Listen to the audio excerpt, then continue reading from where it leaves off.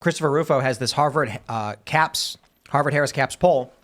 The pro-Hamas faction is a disaster for the left. The campus protesters, Palestinian Authority, Antifa, and Hamas are 4 out of the 5 least popular institutions in a recent Harvard-Harris poll. Take a look at this. Favorability of institutions. I love that Antifa is considered an institution. An institution. No, it's just an ideology, they told us. Literally they're considered terrorists. Antifa is below China. The Palestinian Authority is above China. I love this. Take a look at this. The U.S. military, very favorable. I mean, you're talking 83% favorability with 42% very favorable. Very few people are upset with the U.S. military. Police, look at this one. 75% favorability, only 20% unfavorable. The FBI actually enjoys 56% favorability. That's actually quite amazing. But you go down. Ukraine and Israel, very favorable. U.S. Supreme Court, DOJ, even Fox News. Yeah, like Fox News. Wow. There's a lot of people on Twitter that think that like Israel's like really unpopular and that like, oh, the Israel's going to be the thing that's going to, we're going to stop supporting Israel. The U.S. is going to blah, blah, blah. You're wrong. Like whether you may feel that way and you're completely justified in having your opinions, but it is not unpopular. The U.S. still generally looks at Israel and says, they're allies, and we should support them. Look at MSNBC. This one's hilarious. That's awesome. MSNBC, deeply unfavorable. Way down the bottom. MAGA Republicans are above MSNBC. That's all you need to know. Take that, Rachel Maddow. Campus protesters are just above the Palestinian Authority in terms of unfavorability. Then China, Antifa, and Hamas. I don't know how Joe Biden is able to recover from this. The Democratic Party is divided. The general population despises Hamas, Antifa, and China. The campus protesters are deeply despised, and Joe Biden's trying to court them. He's going to he's going to colleges and giving these speeches. He's trying to win them over. He is basically telling the majority, I don't care about you. I care about this fringe minority of weirdos. And even after a decade, or well, not a decade, but like, 4 or 5 years of ACAB, the police still generally have a favorable opinion by because it's people. All fake. Yeah, it really is. It's all internet stuff. Like Twitter's not real life as much as it's fun.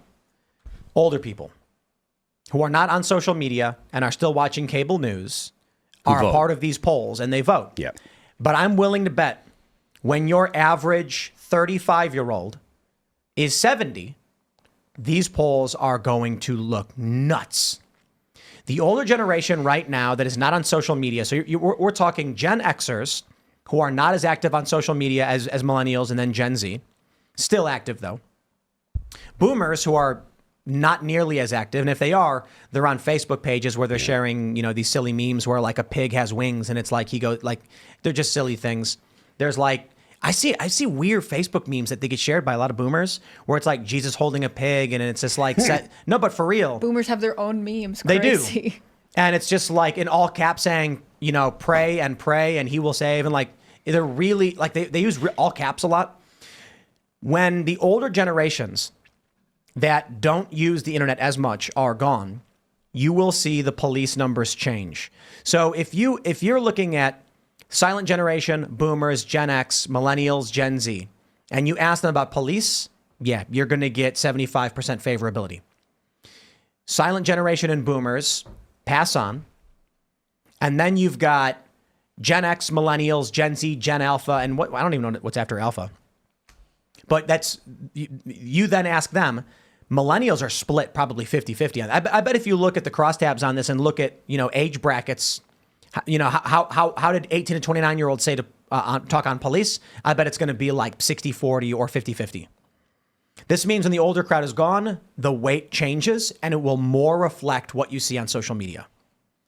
Yeah, I kind of assumed and I could be totally off on this, but one of the reasons that military and police are high, even though there are lots of anti-war people who are skeptical of law enforcement, the state, things like that, was because people are more likely to know someone who served in the military or is a law enforcement officer. So there's a level of like well, I don't like that group, but the guy that I know is pretty good. There's sort of a level of forgiveness that other things don't have. But police recruitment, from what I know nationally, is very low. And so as as generations grow up, there are fewer people. I mean, military recruitment is extremely low. They miss their targets all the time. So we're going to have fewer of that positive association on a personal level that maybe people use to balance out bigger issues. This is what I think people don't understand, right? They see polls like this. They see economic numbers and they're like, the internet is not real life. Like Twitter is not real life, or X. Now it's officially X.com. And what they don't understand is that it's technically true in that it is not the universal perspective in this country or on the planet. And it is because different generations consume media in different ways. But when you go on X and you see that there is a 50, like there's no way Hassan Piker is ever going to say, yay, go cops. Well, unless, of course, they're arresting like Sam Hyde or something, right?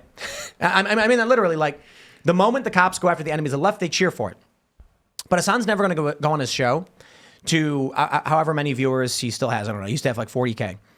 There's never a circumstance where he's going to be like, hey, look, I think just generally speaking, cops are very good and I heavily favor them 75% of the time. Never going to happen. His audience would be in revolt. We then go, but the internet's not real life. Only because his audience is comprised of like 24-year-olds, 22. Well, actually, I think they were like 18 to 22. And that's many of the left. They're young. On a show like this, majority of the people who are watching are like, I think it's 33. And then we have a recent uptick among younger 18 to 24. I think Gen Z getting the shaft is really starting to light a fire into them. And then we do have a lot of people who watch who are, who are older for sure. But the majority skews towards the 30s. So when you're looking at the comments and opinions on this show, there's a lot of people being like, Tim has no idea what he's talking about because he's not talking about what I see. There's a lot of people who like to post online and they say things like, actually, I saw this on, I think it was on Gutfeld the other day. Bill Maher was on Gutfeld. It was pretty amazing. He's trying to sell a book, so he's going everywhere. Yeah. And I think it was, what's her name? Perino? I can't remember. Dana Perino. Mm-hmm. And she was saying, I love this talking point because it's just so naive and ignorant.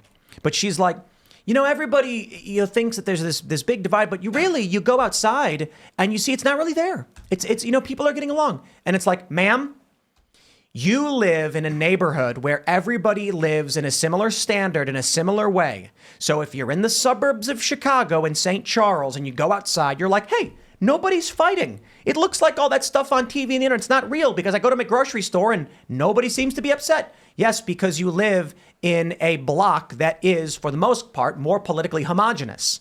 But if I tell you, you leave that place and go to Portland, you're going to be like, did I just enter a war zone? In a completely different world. This is the remarkable thing that people think. I could walk outside my house and all of a sudden everyone's getting along. It's like, well, yeah. You live in a place that has common political views.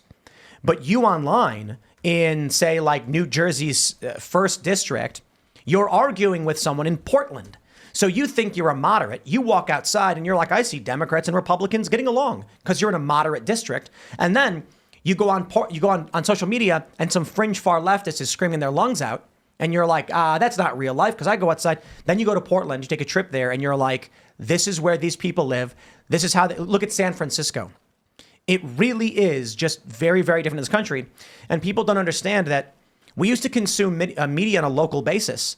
Even when you turned on your news, you were getting your local news station. Now people turn the news and it's all national level news. You go on Twitter, it's all national level. People don't realize your local community is not the same as every other community. And so they think everything's fine once you go outside. Then they go on Twitter and they're like, you people don't understand. But I tell you, when the older generation who consumes media at the local level is as soon as they age out, pass on, it is going to be, man, I tell you this, younger people are not watching local news. They don't know who their city council people are. They don't know who their state reps are, their state senators. There is going to be abject corruption at the state level because no one pays attention to local news anymore. It is only the older generation that turns on local news to get their news. Because your local news station is going to report on Joe Biden. It's going to report on Boeing. It's going to report on these big stories. And then it's going to tell you about, I love this. I was in New York watching New York 1 or whatever. And they're like a water main break over on 3rd Avenue. And it's like, you're not going to get that news on CNN. Why would they talk about a local pipe break? It doesn't make any sense. but you'll get it on your local news. Young people don't consume news this way. And so it's going to be really interesting how this country becomes nationalized because of this. I have a quick question for you. At the beginning, you started talking about how like the police numbers, as the older generations die off, and you start to see like more digitally native generations do these polls. Like the police numbers are going to drop. One of the interesting things about this new New York Times Siena poll that came out showed that Biden was like 3 points ahead of Trump with boomers, like 65 and over, so boomers and silent generation. But Trump was leading in these 5 or 6 swing states that they polled. He was leading by like 10 points. Thanks for checking out this clip from Timcast IRL. Make sure to watch the show live Monday through Friday at 8 p.m. Subscribe to this channel, and we will see you all there.